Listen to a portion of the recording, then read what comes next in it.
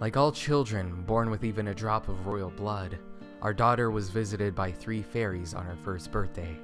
We threw a small party and invited close family and neighbors. The fairies flew in the open window to our daughter's cradle, and we all waited for them to bestow their gifts.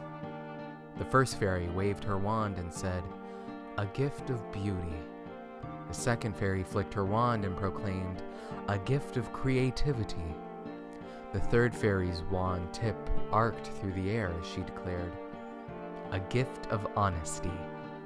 The first 2 fairies looked at their sister nervously, obviously disliking her gift, and we thought we knew why.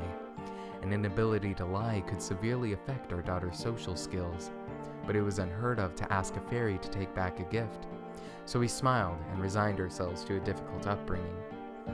Our girl's beauty was evident immediately, and her creativity showed itself soon as she learned to finger paint and tap out melodies on her toy xylophone.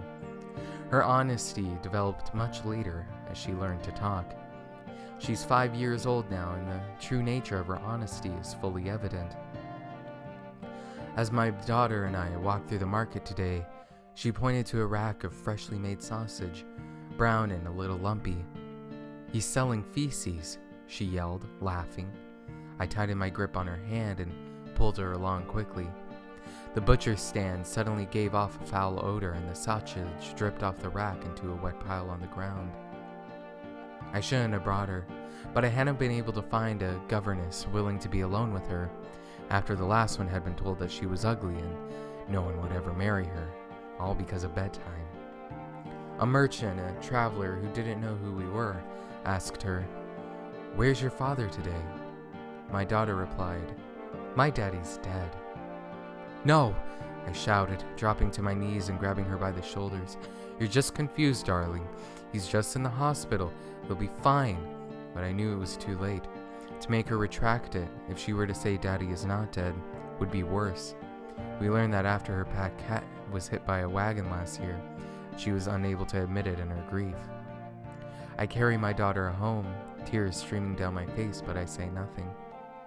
I know that my daughter is a monster. I don't spare her life out of any delusional maternal instinct. Not anymore. But I had been foolish before, when I still could have ended this. But last year, during the funeral, we gave her a cat to really convince her it was dead and stopped the slow scratching on her door every night. She quietly whispered to me, "I'm never going to die." My daughter has the gift of honesty. Everything she says is the truth.